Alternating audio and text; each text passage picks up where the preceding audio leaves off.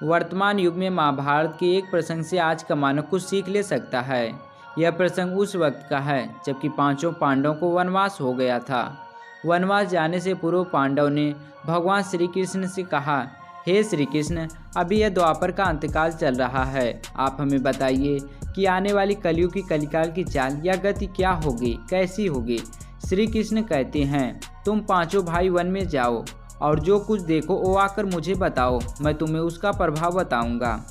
आखिर उन 5 भाइयों ने वन में ऐसा क्या देखा और श्री कृष्ण ने क्या जवाब दिया, ये जानने के लिए वीडियो को आखिर तक जरूर देखिएगा।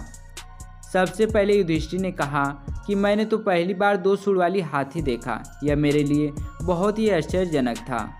तब श्री कृष्ण कहते हैं, हे महाराज, अब तुम कलिकाल की सुनो। कलयुग में ऐसे ही लोगों का राज्य होगा जो दोनों ओर से शोषण करेंगे, बोलेंगे कुछ और करेंगे कुछ, मन में कुछ और कर्म में कुछ। ऐसे ही लोगों का राज्य होगा, इससे पहले तुम राज्य कर लो। युधिष्ठिर के बाद अर्जुन ने कहा कि मैंने जो देखा वह तो इससे भी ज़्यादा आश्चर्यजनक था। मैंने देखा कि एक पक्षी के पंखों पर वेद की रचनाएं लिखी हुई है और वो पक्षी मुर्दे का मांस खा रहा है। तब श्री कृष्ण कहते हैं, इसी प्रकार कलयुग में ऐसे ही लोग रहेंगे जो बड़े ज्ञानी और ध्यानी कहलाएंगे। वे ज्ञान की चर्चाएं तो करेंगे लेकिन उनके आचरण राक्षसी होंगे। बड़े पंडित और विद्वान कहलाएंगे किंतु वे यही देखते रहेंगे कि कौन सा मनुष्य मरे और हमारे नाम संपत्ति कर जाए। हे अर्जुन, संस्था के व्यक्ति विचारेंगे कि कौन सा मनुष्य मरे और संस्था हमारे नाम हो जाए। हर जाति धर्म के प्रमुख पद पर बैठे विचार करेंगे कि कब किसका सरदा हो, कौन कब किस पद से हटे और हम उस पद पर चढ़ें। चाहे कितने भी बड़े लोग होंगे किंतु उनकी दृष्टि धन और पद के ऊपर ही रहेगी। ऐसे ही लोगों का राज्य होगा। अर्जुन के सवाल के जवाब के बाद भीम ने अपना अनुभव सुनाया। भीम ने कहा कि मैंने देखा कि गाय अपने बछड़े को इतना चाटती है कि बछड़े के शरीर से खून निकलने लगता है। तब श्री कृष्ण कहते हैं, कलयुग का मनुष्य शिशुपाल हो जाएगा। कलयुग में बालकों के लिए इतना ज़्यादा ममता करेंगे कि उन्हें अपने विकास का अवसर ही नहीं मिलेगा। मोह माया में घर बर्बाद हो जाएगा।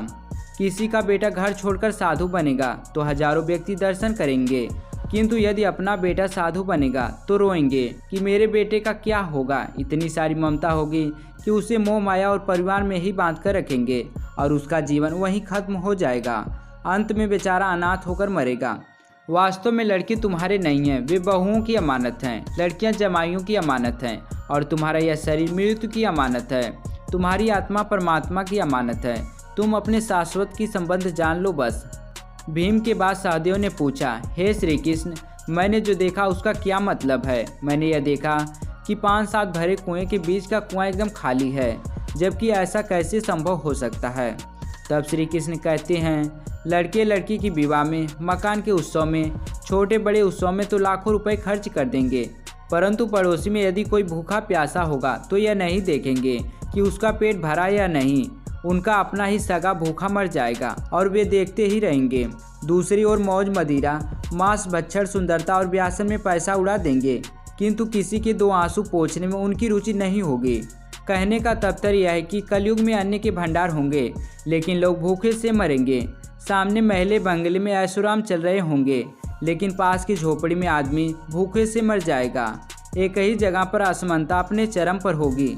सहदेव के बाद नकुल ने श्री कृष्ण को बताया कि मैंने एक आश्चर्यजनक देखा कि एक बड़ी सी चट्टान पहाड़ से लुढ़की। वृक्ष के तने और चट्टानें उसे नहीं रोक पाई, किंतु एक छोटे से पौधे से टकराते ही वह चट्टान रुक गई। तब श्री कृष्ण ने कहा, कलयुग में मानव का मन नीचे गिरेगा, उसका जीवन पतित होगा। यह पतित जीवन धन की शिलाओं से नहीं रुकेगा, न ही सत्ता के वृक्षों से रुकेगा, किंतु हरि नाम के एक छोटे से पौधे से मनुष्य का जीवन पतन होना रुक जाएगा।